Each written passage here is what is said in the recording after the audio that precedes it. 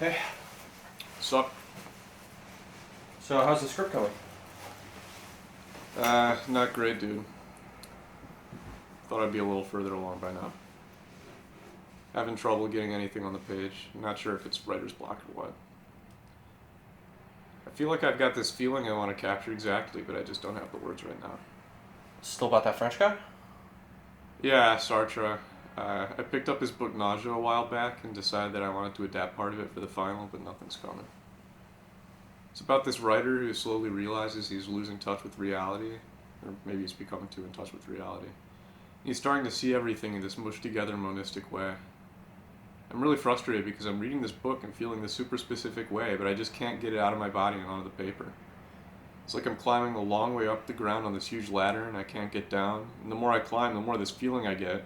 I can see the words at the bottom that I'm looking for, but I can't make them out. They're getting blurrier and blurrier, and I don't know what's at the top of the ladder. That sucks. Yeah. Well, tell me what you've got. Maybe I'll have some ideas or something. I don't actually have anything of my own, really, just fragments of this passage from this book that I want to put in somewhere. Sure, read it to me. It took my breath away. Never, up until these last few days, did I suspected the meaning of existence. I was like the others, like the ones walking along the seashore, wearing their spring clothes. I said, like them, the sea is green, that white speck up there is a seagull. But I didn't feel that it had existed, or that the seagull was an existing seagull. Usually existence conceals itself. It is there, around us, in us. It is us. You can't say two words without mentioning it, but you can never touch it. When I believed, I was thinking about it. I was thinking nothing. My head was empty. Or there was just one word in my head, the word being. Or else I was thinking, how can I put it? I was thinking of properties. I was telling myself that the sea belonged to the class of green objects, or that green was one of the qualities of the sea. Even when I looked at things, I was miles from dreaming that they existed. They looked like scenery to me. I picked them up in my hands. They served me as tools. I foresaw their resistance. But all that happened on the surface. If anyone had asked me what existence was, I would have answered in good faith that it was nothing, simply an empty form added to things from the outside without changing anything in their nature. And then, all at once, there it was, clear as day. Existence had suddenly unveiled itself. It had lost the harmless look of an abstract category. It was the dough out of which things were made. This root was kneaded into existence. Or rather, the root, the park gates, the bench, the patches of grass, all that had vanished. The diversity of things, their individuality, were only an appearance, a veneer. This veneer had melted, leaving soft, monstrous lumps in disorder, naked with a frightful and obscene nakedness. In another world, circles, musical themes, keep their pure and rigid lines. But existence is a yielding.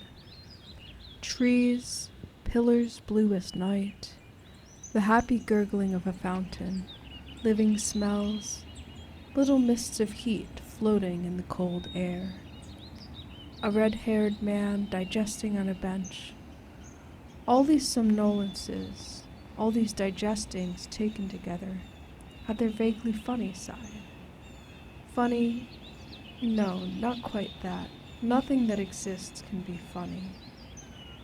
It was like a floating, almost entirely elusive analogy to certain situations in a vaudeville. We were a heap of existences, uncomfortable, embarrassed at ourselves. We hadn't the slightest reason to be there, none of us, each one confused, vaguely alarmed, felt superfluous in relation to the others. But faced with this great wrinkled paw, Neither ignorance nor knowledge was important. The world of explanations and reasons is not the world of existence. A circle is not absurd. It is clearly explained by the rotation of a segment of a straight line around one of its extremities. But neither does a circle exist. This root, in contrast, existed in such a way that I could not explain it. Knotty, inert, nameless, it fascinated me, filled my eyes, brought me back unceasingly to its own existence. In vain I repeated, "This is a root." It did not take hold anymore. Viewing these hesitant branches groping around like blind men, I could not succeed in grasping the process of coming into existence. This idea of process was a human adventure, an idea too clear. All of these trifling agitations, each of them, asserted themselves.